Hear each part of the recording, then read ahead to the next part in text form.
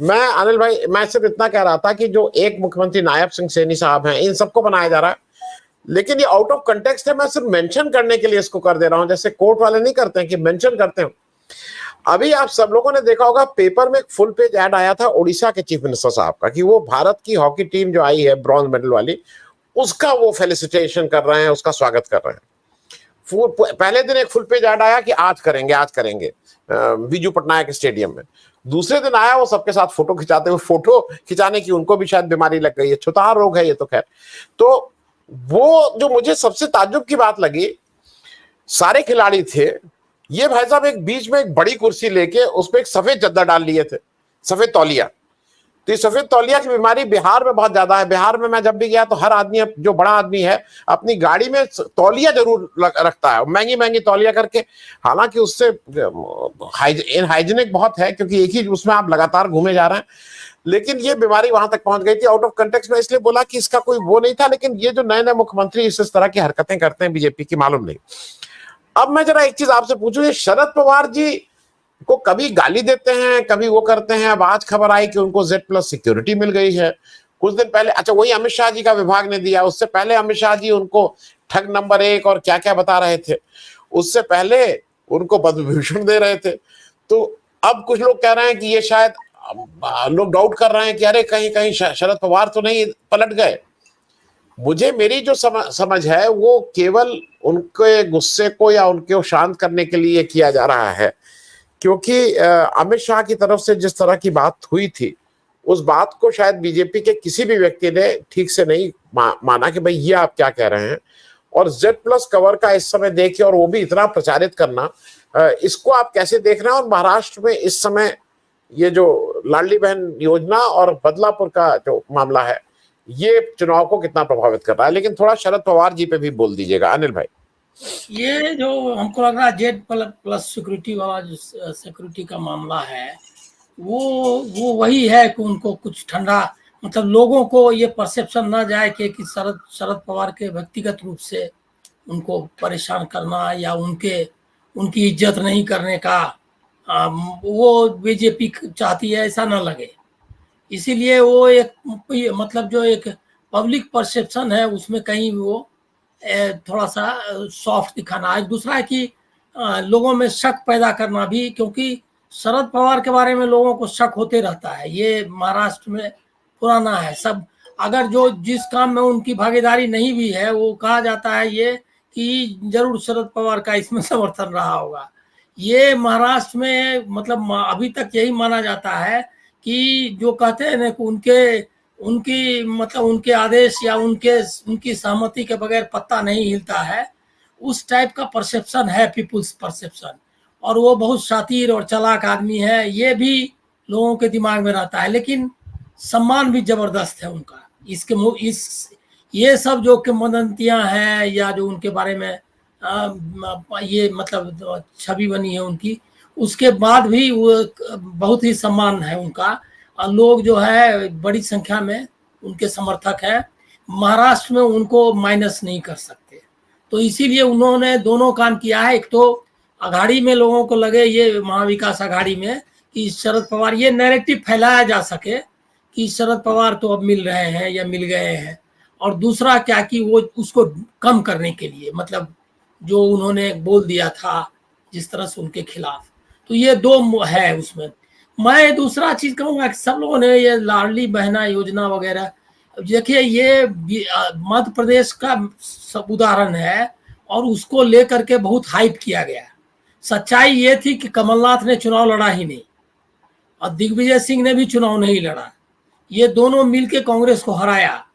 वही सब योजना वोजना रहते हुए भी वो चुनाव 2018 का चुनाव था ना, जिसमें कि 114 सीटें मिली और कांग्रेस की सरकार बन गई, और उसको फिर प्लेट में दे दिया वो बीजेपी के। तो जहां कहीं भी ये जो ब्राइबरी स्कीम, जिसको विवेक ने कहा एकदम सही है, वो ब्राइबरी स्कीम ज्यादा काम नहीं करती है। अभी वो सब स्कीम तो चालू था, वही स्कीम पर हम लोग बोल रहे थे कि लाभार्थी में के कारण वो जीत गए योगी, तो वो लोकसभा चुनाव में कहाँ गायब हो गया। और थैली पर तो दोनों का चित्र था ही मौजूद, मतलब वो जो फ्री अनाज वाला, लेकिन वो चित्र का कोई असर नहीं हुआ। सवाल है ये चित्र जो है वो इम्पोर्टेंट है। इस बार कोई छवि नहीं है महाराष्ट्र में। देवेंद्र फडणवीस अभी बहुत छोटा आदमी बन गए हैं, जो पूरा जो मतलब देव मंडली जिसको कहिए, नेताओं की मंडली, उसमें वो 4th पे है। अभी नंबर 1 उद्धव ठाकरे हैं, सेकंड में अगर मान लीजिए तो पवार हुए सबसे अलग है, ज्यादा मतलब उनका जो इन्फ्लुएंस है उसको इसके मतलब बहुत ज्यादा है। ये लोग अभी काफी टाइम लगेगा वो स्टेचर पाने में, वोट का आना जाना जो भी रहे, लेकिन वो स्टेचर अभी नहीं मिलेगा। लेकिन बाकी जो लोग हैं उसमें नंबर 1 अभी उद्धव ठाकरे हैं, नंबर 2 में शिंदे को आप रख सकते हैं, नंबर 3 में अभी अजित पवार अभी भी है। ये कितना भी कोई उनको माइनस कर दे, वो उनका मुकाबला नहीं कर सकते। कई बहुत स्ट्रांग ये वेस्टर्न महाराष्ट्र में अभी भी बहुत स्ट्रांग लीडर है। वो लोग उनको अंडरमाइन करता हो भले ही, लेकिन मैं नहीं करता। वो अभी भी लोगों को लगता है कि पवार, अजित पवार चीफ मिनिस्टरशिप के लिए कैंडिडेट है, और एक बड़ा सेक्शन उनको मानता है कि वो बन सकते हैं। तो और देवेंद्र फडणवीस अभी के स्थिति में 4th नंबर पे है। इसके अगर ये दोनों का कॉम्बिनेशन आप देख लीजिए तो किस चेहरे पर चुनाव लड़ना है उसको, महायुति को। और जो 2 लोकसभा इलेक्शंस तक स्थिति थी उसमें मोदी फैक्टर थे। मोदी उस समय तक वो हालत नहीं हुई थी। मोदी की मुट्ठी महाराष्ट्र में तो खुली गई, बाकी जगह भी खुल गई। अब वो उनके नाम पर वोट मांगना मुश्किल है। तो ये जो वार ऑफ परसेप्शन जिसको कहते हैं, उसमें वो ऑलरेडी हार गए। और मोदी और न स्टेट का कोई चेहरा उनके सामने है कोई, न मतलब राष्ट्रीय स्तर पर है। राहुल गांधी निश्चित तौर पर, जो अगर नेशनल फिगर में अगर किसी का महाराष्ट्र में सबसे ज्यादा असर रहेगा, इस चुनाव में भी, पिछले चुनाव में भी था, तो राहुल गांधी का रहेगा। काफी उनका ग्राफ बढ़ा है। तो चुनाव इसी पर होगा। ये योजना वगैरह जो है ना, आपको याद होगा कि मनरेगा छोड़ के कोई योजना ऐसी नहीं है जिसकी वजह से सरकार रिपीट हुई हो। ये सब जितना डायरेक्ट बेनिफिट ट्रांसफर्स वगैरह है, सब वो मनमोहन सिंह की सरकार शुरू कर चुकी थी, लेकिन उसका कुछ असर नहीं हुआ।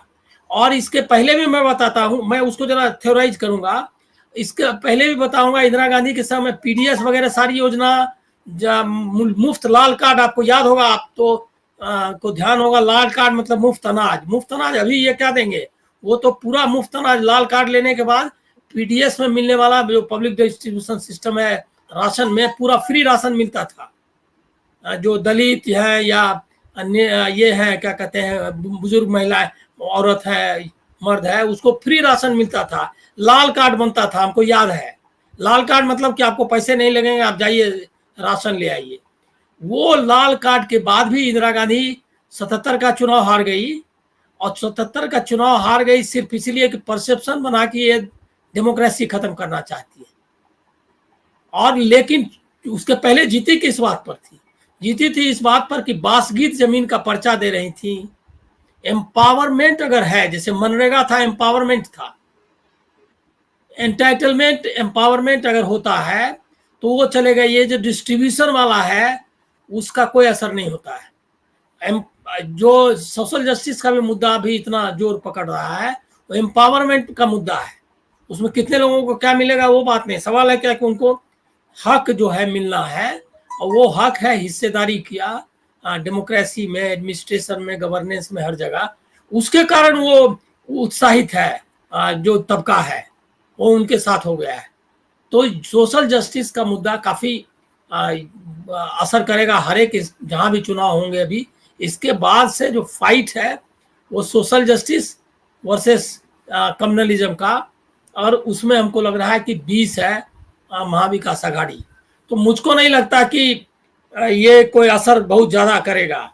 अभी एक और आ गया कि जो छवि गिरने लगती है तो 50 फैक्टर्स काम करते हैं। आपको याद होगा 2013 में मनमोहन सिंह अब बताइए, कोई ऐसा एलिगेशन, पर्सनल एलिगेशन कभी लगा मनमोहन? लेकिन उनकी हालत क्या हुई 2014 में?